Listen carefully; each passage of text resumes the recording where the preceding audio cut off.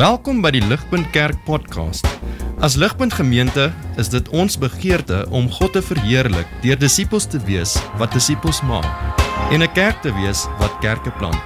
Geniet hierdie week se preek.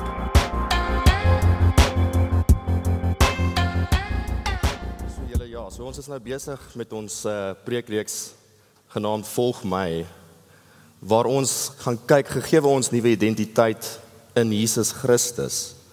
Hoe roep Jesus ons om hom te volg? So laasweek het Stef ons gewys aan die hand van die karakter Matteus, wat dit beteken om as volgeling van Jesus te wandel as ons vrygekoop is.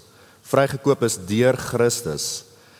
En ons het eerstens gesien dat Christus ons vrymaak van sonde se straf. Tweedens het ons gesien dat ons 'n nuwe identiteit het in Jesus, dat hy ons vrygekoop het deur sy bloed. Ons hoort nou nie meer aan onsself nie, ons hoort nou aan die Here Jesus Christus. En vanaand julle gaan ons kyk na die tema van hoe is Jesus ons ouer broer. Ons ouer broer. En daar's baie verskeie tekste in die Nuwe Testament wat praat van Jesus ons ouer broer. En wat beteken dit?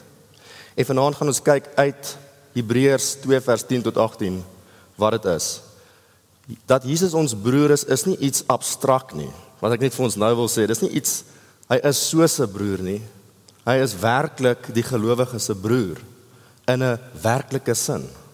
Daar's nie iets dis nie 'n metafoor dat hy ons broer is nie. Hy is werklik ons broer. So, hierdie is waarna ons gaan kyk. Ek het dit vir ons hopelik hier opgesit. Daar's ons 3 goeters wat ons eers na gaan kyk. En dit is, voor ons na daai praktiese deel gaan kyk, hoe kan ek Jesus volg as broer? Moet ons eers antwoord, hoe het Jesus Christus my broer geword? Hy is ons broer, maar hoe het hy dit geword? Tweedens gaan ons kyk dat, wat beteken dit dat die Here Jesus Christus ons broer is? Wat beteken dit vir ons? En daarna gaan ons kyk hoe ons dit op 'n praktiese manier kan uitleef, dat Jesus ons broer is. So kom ons spring in met die eerste punt. En dit is van verse 10 tot 14. As julle 'n Bybel het, hou dit ook byderhand. En dit is, wie is hierdie Christus en hoe het hy my broer geword? So vanaand julle wil ek hê ons moet net fokus op vers 11 van die hoofstuk 2. Dit sal vir ons opkom. Dit sê vir ons, want hy wat heilig maak, dit is Jesus, sowel as hulle wat geheilig word, dit is die gelowige, is almal uiteen. Om hierdie rede skaam hy hom nie om hulle broers te noem nie. Nou broers in daai oorspronklike konteks sluit beide vrouens ook in, mans en vrouens. Broers is maar net 'n omvattende term. So Jesus is nie skaam, sien ons in daai teks, om die gelowige sy broers en susters te noem nie. Vir ons klink dit nie miskien nou so diep of profound nie, maar so as ons eers begryp wie is hierdie Jesus Christus, dat hy ons broers noem, sal ons sien hoe diep dit regtig gaan. Kom ons vra onsself, wie is hierdie Christus? Wie is Jesus Christus? Vir dit kom ons delf net so 'n bietjie terug in 'n vorige hoofstuk van Hebreërs. Ons gaan dit sien.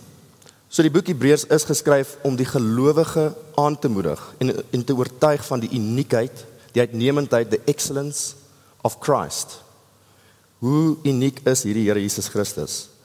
En die eerste hoofstuk begin vir ons om te sê dat Jesus die hoogste en die finale openbaring is van God die Vader.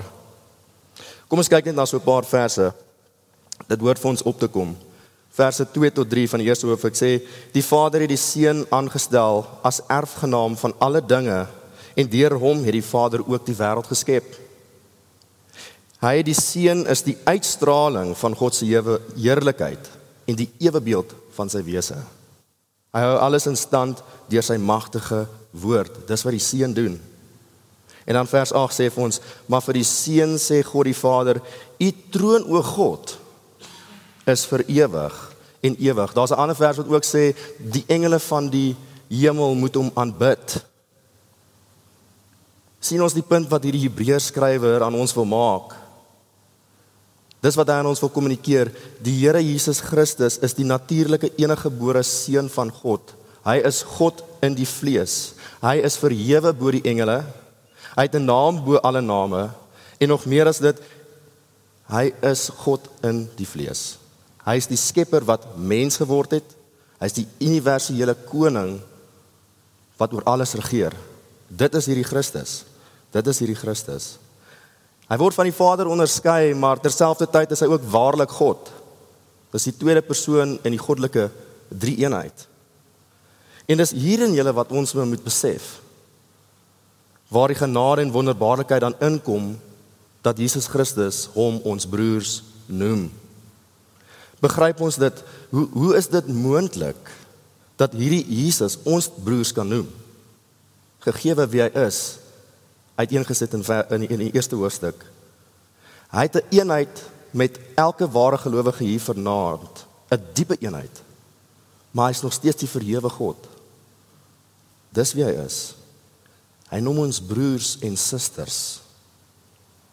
Dat hierdie Here van die glorie, die skepper van die hemel en die aarde, die ware God, wanneer hy na ons kyk, wanneer hy na my en julle kyk, sê hy my broer, dan sê hy my suster. Hy vereenselwig homself met die Christen, want hy skaam homself nie vir ons nie, soos die tweede hoofstuk sê vir ons in vers 11. En dis nie iets abstrakt nie, soos ek genoem het. As jy 'n wedergebore Christen is vanaand hierso, is jy Jesus se broer of suster. Hy skaam homself nie vir jou nie, en dis ons nuwe identiteit in hom. Ons is in Christus verenig deur geloof, en daarom is ons deelagtig aan al sy voorregte. Ons kry daai dinge. Dink net vir 'n oomblik daaraan, die diepte daarvan. Baie keer is ons skaam vir ons eie bloed, familie. Ons bereik dalk sukses in die lewe, en ons sien nou ons ouers bly dalk in 'n armoedige plek. Ons is dan skaam. Ons is dalk skaam vir ons eie broers en susters, en ons wil hulle nie miskien kerk toe nou nie, want ja, net nou gaan die mense vir my sien, soos, is dit my eie broer? Is dit my eie sussie? So julle, wat gaan hulle van my dink, as hulle my familie sien? Maar julle, hier is Jesus, die afdruksel van God, wat sit aan die regterhand van die Vader, en vir wie die engele neerbuig in aanbidding. Hy het 'n groter rede om vir ons skaam te wees, as sondaars, maar hy kyk na ons, en hy noem ons broers en susters.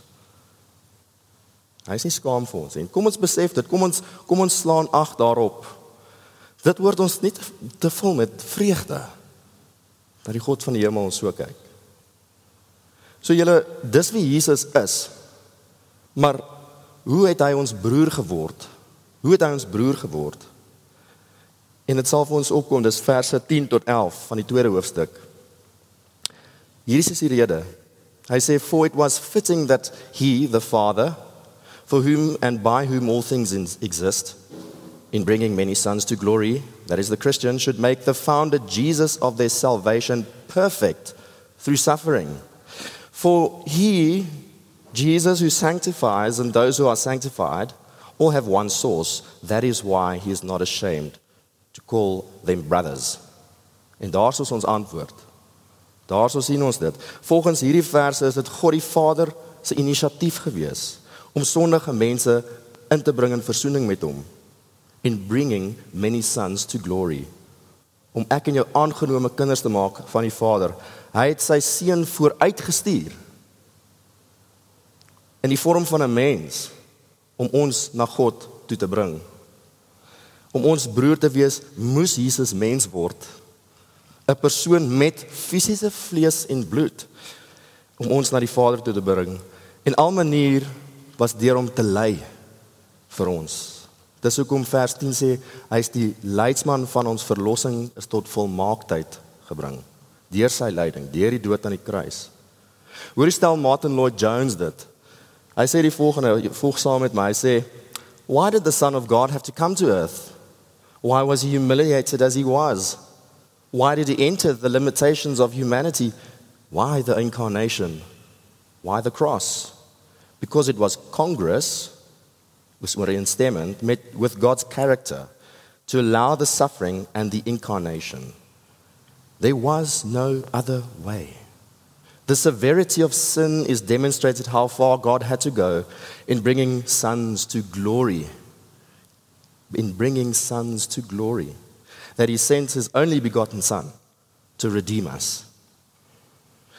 Want dan sien julle Jesus, die seun, hy het nie aarde toe gekom in die vorm van 'n dier nie. Ek weet ons het miskien troeteldiere in ons eie huis, wat ons sê is familie, maar dit is nie werklike vlees en bloed familie nie. Hy het nie eens gekom in die gelykenis van 'n engel nie. Hy het gekom in die gelykenis van 'n mens, 'n fisiese mens, want anders kan hy nie ons broers en susters noem nie. Hy moes mens word, en as 'n mens die straf betaal van sonde, moes hy dit doen om ons te versoen, te reconcile met die Vader. Wat dit dan vir ons beteken is dat God is ons Vader. Hy is die natuurlike seun van God. Jesus is ons ouer broer. So deur sy feeswording en sy lyding aan die kruis het hy ons broer geword. Dis wat gebeur het. So ons het nou vasgestel dat Jesus is die Christen se ware broer. Maar wat beteken dit vir my en jou vanaand dat hy ons broer is? So voor ons kan nou kyk, hoe tree ons as disippels op?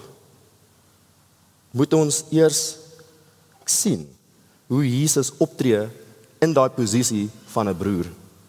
En dit is wat ons nou bring ons tweede punt toe. Wat beteken dit nou dat Jesus ons broer is? Hoe tree hy op vir ons aandiens? Nou volgens hierdie teks vanaand waarna ons gekyk het in Handelinge nie, Hebreërs 2 vers 10 tot 18. Is daar twee eienskappe wat wys hoe Jesus as 'n broer optree vir ons. En die eerste een sal ons sien is in verse 14 en 15. En Jesus is ons broer wat vir ons veg. Lees saam met my daar. Verse 14 tot 15 sê, Since therefore the children share in flesh and blood, he himself likewise partook of the same things, that number one, through death he might destroy the one who has the power of death. That is the devil. And secondly, to deliver all those who through fear of death were subject to lifelong slavery. Wat ons hier sien is eerstens, Jesus Christus is daardie goddelike krygsman, the divine warrior. Hy het mens geword om sy broers en susters te verlos van die mag van die duiwel en die houvas wat die dood op ons het. Dis kragtig. En hy deur sy liggaamlike dood, soos vers 14 sê, die dood het hy vernietig. Hy het die dood vernietig. Julle Christus moes sterf om te oorwin. Hy moes sterf. En sy oorwinning oor die duiwel is bevestig, en hier is die goeie nuus, is bevestig deur sy opstanding uit die dood uit. Dat hy dit werklik oorwin het. Julle, ons moet onthou, wie is hierdie duiwel? Wat is hy? Die Bybel beskryf hom as hierdie groot aanklaer, the divine accuser. Hy's 'n accuser. As God die mens vergewe het op enige ander manier, behalwe as dit wat Jesus deurgegaan het, so die duiwel al te maklik sy vinger gewys het vir God, maar sê, jy doen nie reg aan jou heiligheid en jou justice nie. Soos 'n regter wat 'n moordenaar sommer net sal laat gaan. As Jesus nie vir ons gesterf het nie, sou dit ook God se justice en sy geregtigheid sou dit nie geskied het nie. Jesus moes betaal vir daai. Iemand het dit so gesê, Christ crucified silences the accusations of the devil, for God's justice was vindicated and his holiness upheld. En so is die duiwel se mag verbreek en Jesus ons broer het daar gehang op die kruis en hy het dit reg gekry. Die aanklagtes van die duiwel het geen meer krag op ons nie. Geen meer krag op ons nie. En daarom, as gevolg, hoef ons nie meer die dood te vrees nie. Dit is maklik gesê. Ek het daai teks gelees en ek sê, ja, maar ek is nog steeds bang. Ons is almal het nog hierdie innate vrees vir die dood. Maar in die finale analise, as ons werklik hierdie glo wat Jesus sê, of wat Jesus gedoen het, hoef ons nie meer die dood te vrees nie. Die woord roep ons om te glo in daardie hoop van Jesus Christus. Dat hy die dood oorwin het. En Hy regeer nou aan die regterhand vir die Vader. Dit sê, hy het die dood uit opgestaan, as hy dit doen. Al sterf ons julle, kan ons vashou aan daai hoop aan die opstanding, dat Jesus ons lewe is. En hom is ons veilig. Kom ons glo dit, hy het die weg gebaan, hy moes vooruitgaan, soos vers 10 sê, deur lyding, om ons te bring na die ewigheid toe, met God die Vader. Hoor hoe stel Paulus hierdie waarheid in Kolossense 2, lees saam met my hierdie. Dit is so bemoedigend. Hy sê, and you brothers and sisters in Christ who were dead in your trespasses and the uncircumcision of your flesh, God made alive together with Jesus, having forgiven us all our trespasses by cancelling the record of debt that stood against us with its legal demands. This he set aside, nailing it to the cross. He disarmed the rulers and authorities and put them to open shame by triumphing over them in him. Dis wat hy gedoen het. So ons het nou gesien wat Jesus se broederskap vir ons beteken. Net soos 'n goeie aardse broer wat die belange van sy familie in ag neem, het hy ons in ag geneem. Hy het vir ons geveg vir ons vryheid. Wat ons teks vanaand vir ons ook wil uitwys is dat Jesus ons ouer broer is wat vir ons intree. Dis die tweede aspek. Hy veg nie net vir ons, maar hy tree ook vir ons in. Lees saam met my verse 16 tot 18. Hy sê, want hy is seker nie oor engele besorg nie, inteendeel is hy oor Abraham se nageslag besorg. Daarom moes hy in elke opsig gelyk word aan sy broers, sodat hy 'n barmhartige en getroue hoëpriester kon word, om as offer te dien tot versoening van die volk se sondes. Want omdat hy self gelei het toe hy versoek is hy in staat om die wat versoek te word te help. Wonder jy vanaand dalk die pyn en die seer kry waartoe jy gaan? En ons almal doen dit tot op 'n mate. Wonder jy partykeer dat daai wat jy ervaar, niemand kan daarmee assosieer nie. Is dat wie is daar wat simpatie met my kan hê? Sê ek en jy nie miskien niemand verstaan my situasie waardeur ek gaan nie. Niemand verstaan my eensaamheid nie. Niemand weet hoe dit voel om verwerp te word deur iemand wat jy gedink het is lief vir jou nie. Niemand verstaan die krag van versoeking in my lewe nie. Dis sterk. Niemand weet waardeur ek gaan nie. Niemand weet hoe dit voel wanneer 'n vriend my in die rug steek nie. Niemand verstaan die skuldgevoelens wat ek het as ek weer geval het in sonde nie. Niemand verstaan dit nie. Pla jou lewe jou nog? Is daar 'n las op my en jou skouers? Spook daai sondes nog by ons? Ag vriende, dan het ons nie in ag geneem wat hierdie verse vir ons sê nie. Daarom moes hy in elke opsig gelyk word aan sy broers, sodat hy 'n barmhartige, merciful and faithful high priest kan wees. Want omdat hy self gelei het toe hy versoek is hy in staat om die te help wat versoek word. Aandiens ons Here Jesus Christus tydens sy wandel hier op aarde. Hy was versoek deur die duiwel. Hy was getoets deur die Vader vir sy gehoorsaamheid. Hy's verwerp deur sy eie vriende. Maar hy het alles deurgemaak in perfekte gehoorsaamheid. En die ding is, hy het nooit sonde gepleeg nie. Hy het nooit sonde gepleeg nie. En hy kan dan simpatiseer met ons swakheid. Hy ken die erns van versoeking. Hy ken die krag van die duiwel, want hy het dit ten volle weerstaan. Ons gee in op die kleinste bietjie van versoeking. Jesus het dit ten volle weerstaan en hy het dit oorwin. Hy weet waardeur ons gaan. Die duiwel wil hom laat struikel. Die pad waardeur elke Christen loop vanaand hierso vriend en vriendin. Wat hierdie teks vir ons sê is dat dis nie onbekend aan ons ouer broer Jesus nie. Hy weet dit. Hy weet dit. Wat ook al met my en jou gebeur het, dit kom nie naaste by aan dit wat Jesus ervaar het nie. En dis ons hoop en vertroue. Hoor net hoe sê Dane Ortland dit. Ek het dit nie vir ons hierbo nie. Ek wil net hê ons moet dit hoor. Baie keer neem ons dit beter in as ons dit net hoor. Ek het dit ten minste so ervaar. Maar hoor hoe sê Dane Ortland dit in sy boek Gentle and Lowly. Hoe hy Jesus se simpatie beskryf. Hoor net hierso. Hy sê Jesus is not Zeus. He was a sinless man, not a sinless superman. He came as a normal man to normal men.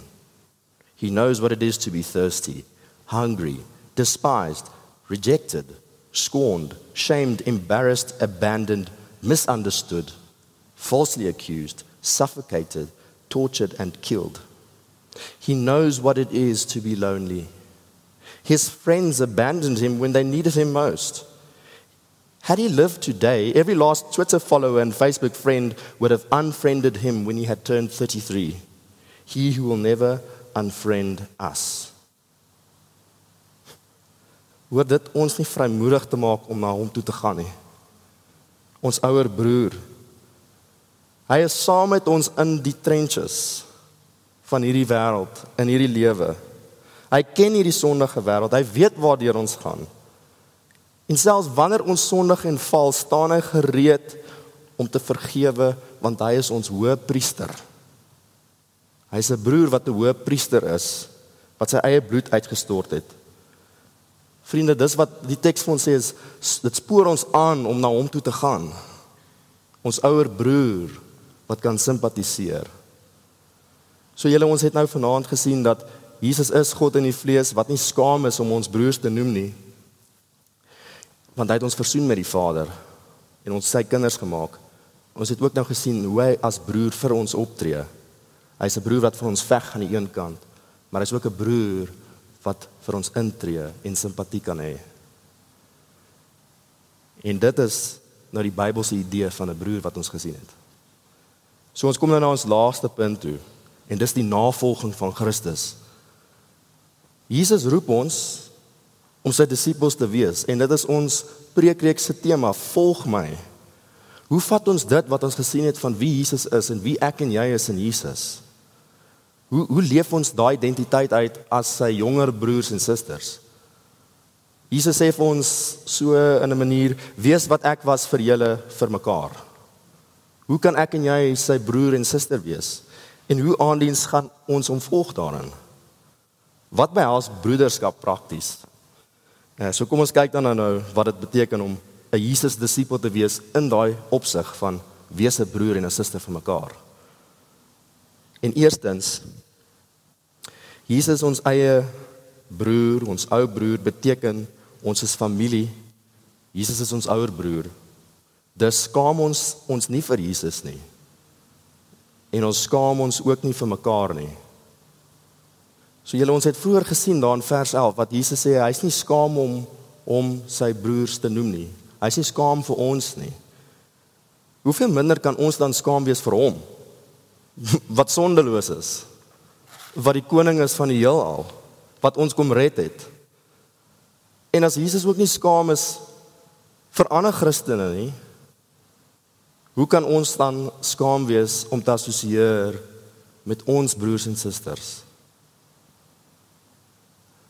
Hoor net hoe stel Jesus dit in Lukas 9 vers 26, ek sal dit vir ons lees. Jesus sê, elkeen wat hom vir my en my woorde skaam, vir hom sal die seun van die mens hom skaam wanneer hy kom, bekleed met sy heerlikheid en die heerlikheid van die Vader en die heilige engele. Elkeen wat hom skaam vir my en my woorde, vir hom sal ek skaam wees. Julle, mag dit ook vir ons dan 'n waarskuwing ook wees. Die realiteit is, en ek staan net so skuldig hier so ook vanaand hieraan, is dat partykeer is dit makliker om oor ons eie aardse familie te praat met 'n vreemdeling. Hier is my broer, dis my suster, al is hulle ook sondaars, maar sodra ons 'n geleentheid kry om te praat van ons hemelse familie, ja, ek's partykeer is ek skaam, nee, daar gaan 'n beter geleentheid kom, ander keer. Julle, dit is wat dit is. As broers en susters, as Jesus nie vir ons skaam is nie, hoort ons nie vir mekaar skaam te wees nie. Ons is kinders van die lig. God het ons aangeneem as sy kinders. Ons vergeet daai identiteit wat ons het. Jesus het ons gebring na die Vader toe. Ons vergeet baie keer dat God ons Vader is. En die tweede praktiese element, dat ons broers en susters van mekaar is in Jesus, is dat ons is lief vir mekaar. Ons hoort lief te wees vir mekaar. Kyk na enige stabiele aardse familie en vra jouself, wat gaan daaraan? Hoekom is daai verhouding so erg? Hoekom is die sissies kom hulle so goed oor die weg? Hoekom is die broers kom hulle so goed oor die weg? Hoekom is die ouers so goed oor die weg? En ek dink die fundamentele rede is daai liefde, is daai noue band van liefde. Hoeveel te meer is dit dan nie waar van ons as geestelike broers en susters in Jesus Christus nie? Dit was liefde wat Jesus Christus vir ons versoen het met die Vader. Dit was liefde wat Jesus ons versoen het met mekaar. Ons is 'n familie van liefde. Julle word jou hart gekenmerk deur hierdie liefde. Ek weet ons is wisselvallig. Ons liefde gaan op en af. Maar as ons die Gees van God in ons het, sal hy ons, dis een van die vrugte van die Gees, is liefde. Het jy liefde vir mekaar? Sien jy daar die liefde groei?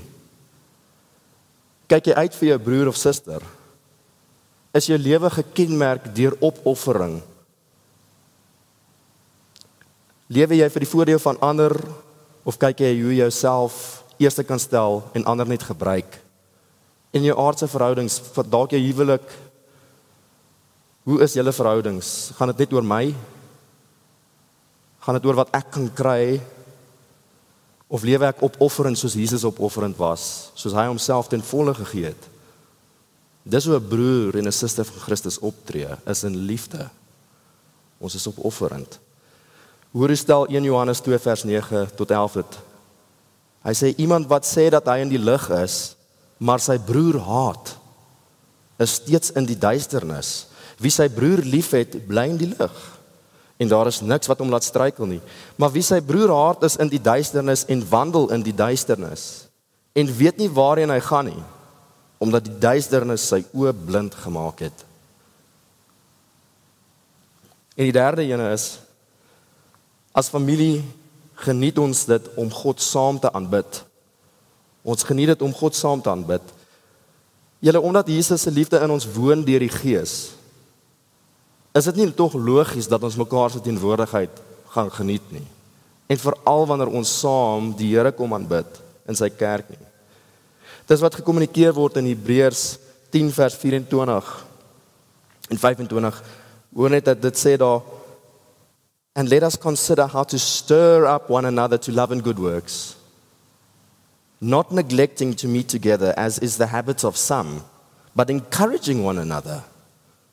And all the more as you see the day drawing near.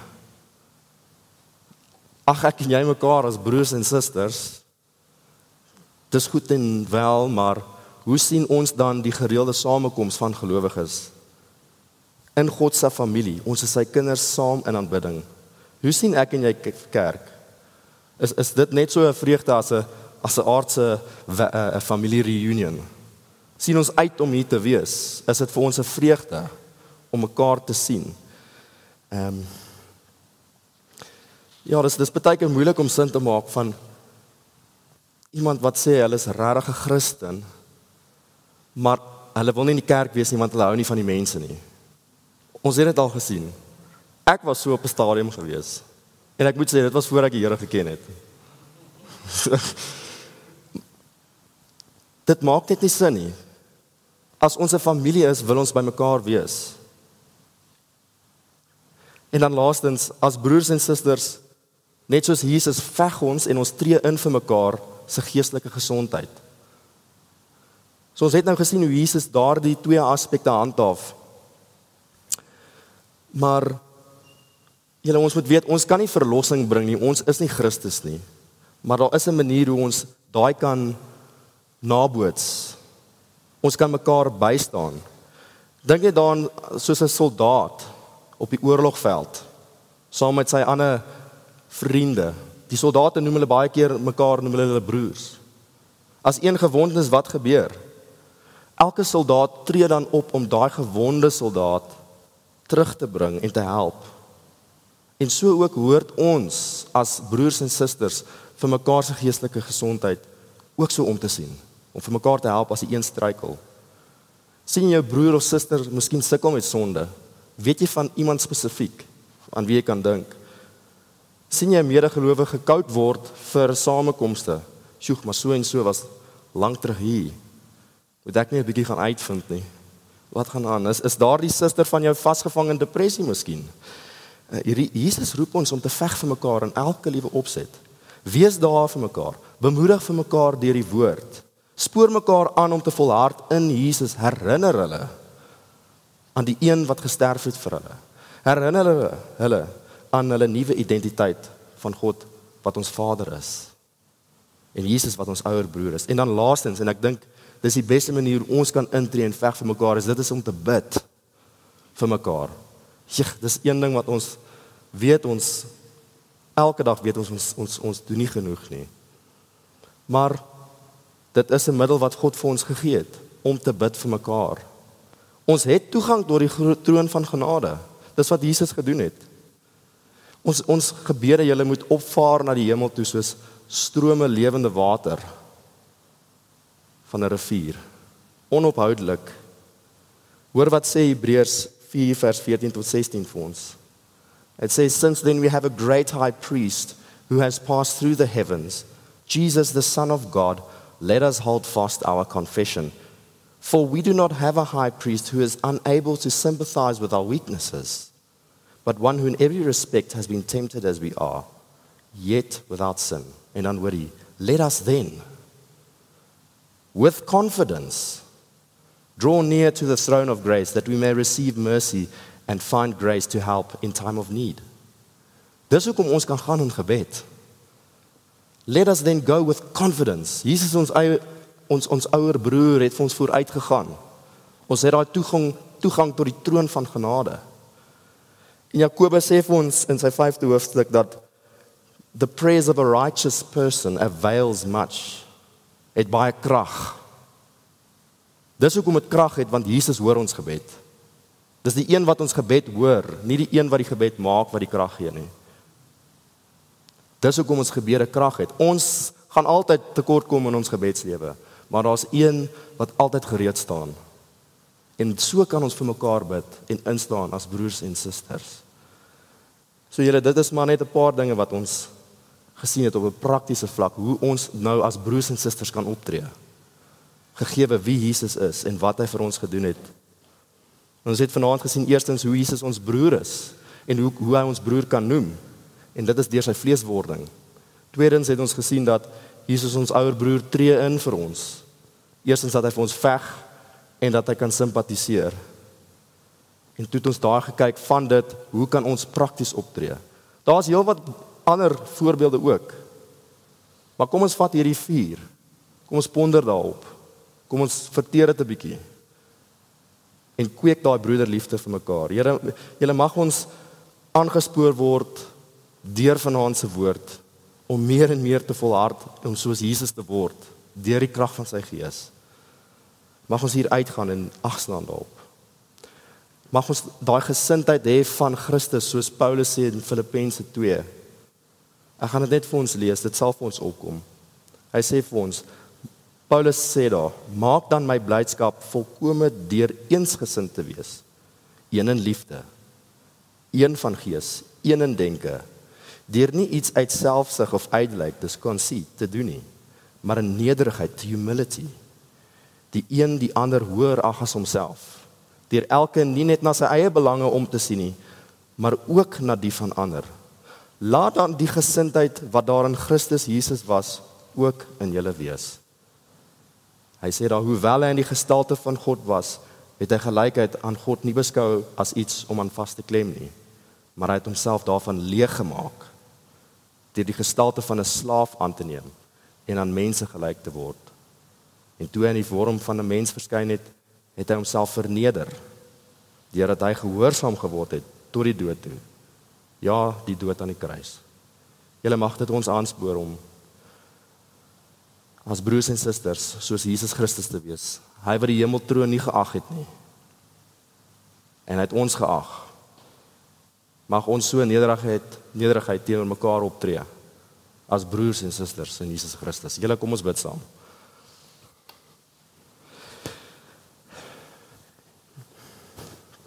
Ons dankie, Here Jesus Christus, dat U vir ons die weg gebaan het na die Vader toe. Here, ons is so afhanklik van U. Here, U het die hemeltroon nie as iets geag wat jy aan moet vasklem nie. U het gelykheid aan God die Vader nie as iets geag wat U nie sal voorprys gee nie, Here, maar U het gekom vir mense soos ons. Here, U het gekom in 'n wêreld wat U gehaat het en nou nog doen, as dit nie vir die Gees van God is wat ons lewendig maak nie, U Heilige Gees. Here, ons dankie dat U bloed, wat so kosbaar was, vir ons uitgestort is, om vir ons te bring na die Vader toe as kinders, soos 'n ouer broer sy klein boeties en sissies bring terug huis toe wat verlore is. Here, ons vra om vergifnis dat ons baie keer nie die diepte en die rykheid sien van dit wat U gedoen het en wie U is nie. Here, ons dankie dat ons identiteit nie afhang van wat ons doen en hoe ons optree nie, Here, maar dat ons identiteit is in Jesus Christus, wat 'n verbond gesluit het met die Vader met sy bloed. En Here, ons is nou kinders van God, en 'n kind se identiteit kan nie verander nie. Ons dankie, Here Jesus Christus, dat U ons ouer broer is. Mag ons aangespoor word om meer en meer soos U te word en meer in liefde gekweek te word vir mekaar. Ons bid dit in die heilige en goeie naam. Amen.